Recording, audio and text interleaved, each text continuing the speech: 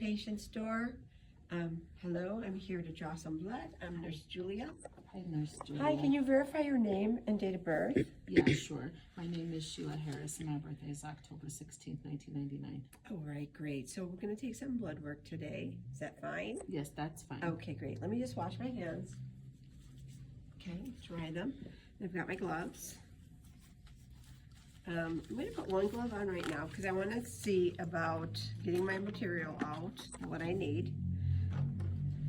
I like that you have a basket because a lot of people don't use that, then they drop their stuff. Right. We need to have everything together and make sure before we go into the patient's room we have everything we need, because when we're doing something we don't want to stop and leave. Oh. Can you pause it? I should do my Band-Aid here so I don't have to struggle with it. So I have all my supplies and my hands are washed, but I want to see if I can feel a vein first before I do anything else. I'm not putting the tourniquet on. I'm going to feel first. So I'm going to feel to see if I feel something. Is this a good arm for you? Yes. Okay. Any trouble drawing for people drawing blood from you in the past? No. Okay. And I also want to ask if she gets queasy or any reaction after any blood draws. No. Okay, great. So I think I see a really beautiful one there. So what I'm going to do now is I'm going to put my other glove on. Sometimes it's going to take you a little while to find one that you're happy. If you don't like something here, you don't feel it very well, you ask your patient if you can take a look at the other side. And sometimes you may find a better one on that side, and so then you'll just have to move everything around to the other side so that you can be successful with your blood draw. All right, so I have my alcohol here.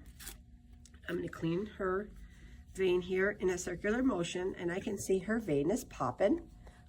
And so, yeah, sometimes if you see veins that are not popping like that, you may suggest to your patient to be hydrated and drink some water. If you don't want to have a hard time drawing it, because you get 2 sticks for your patient and no more than that. So you want to be successful on your first attempt. All right, so you put your tourniquet. You can put your tourniquet on and cross it over and just tuck it under. All right. Are you okay with that? That feels nice, actually. Okay, great. And you can ask your patient to make a fist.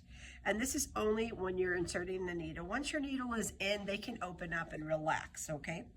So we have a hub and a needle here, which I did attach. It comes in 2 pieces.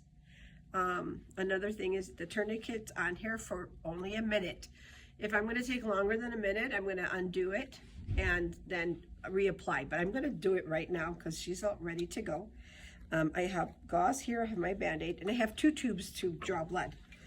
We have order of blood, so I'm going to do it in the correct order, and we'll learn about that. So, all right. Make sure your bevel is up on your needle. You're going to take your thumb and you're going to pull back to anchor that vein so it doesn't move.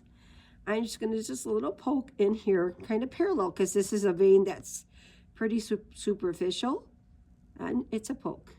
You okay? That was nice. Good. And then I push in my tube, and as you can see, the blood is flowing inside. And I'm not going to fill the tube on this case for Mrs. Harris. I'm going to pull it out. I'm going to give it a little bit of inversion, and then I'm going to stick in the second one. And I'm having more. I'm going to undo my tourniquet. You can open your hand if you haven't opened it, sorry. I'm going to pull it back, invert it, and I'm going to put my gauze here and pull back my needle. I was not in very much because her vein is very superficial. Sometimes you'll have veins that are deeper, and so you'll have to go in a little bit deeper. But once you start doing phlebotomy, you'll get the hang of how people have veins, right? The veins are going to be either nice and plumb, you can see them, you can feel them, or they're a little deeper in. And so in that case, you would take the angle of your needle and you would just go in further.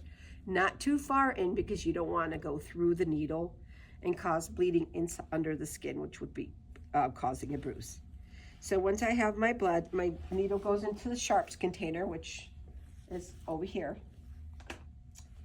I'm going to ask the patient if she did okay. Did you do okay? Do you have any pain? I didn't feel that actually. That was Great. really good. Okay, so when you have a patient that you take a lot of blood off of, you want to make sure that you're holding this with good pressure. If you don't and you walk away, they may continue to bleed. You can have Coband or you can have Band-Aid, but you want to apply pressure. A lot of older patients that you'll see are on blood thinners, so a whole 5 minutes you need to stand and hold this down with pressure. Sometimes if you have to do something, you could ask the patient to hold that, right, with some pressure. But I want to make sure that it stops bleeding, because if I don't, she may get a hematoma there. She may get a bruise, and then it's not a pretty sight. All right, and you always check your site. It looks good. And you could also just, for pressure, put on a piece of gauze to hold it down and then apply your Band-Aid. And that's it. And don't have your patient curl up their arm. We don't do that anymore. Make sure it's all cleaned up. And then you take your tubes and run over to the lab, because they have to be processed right away.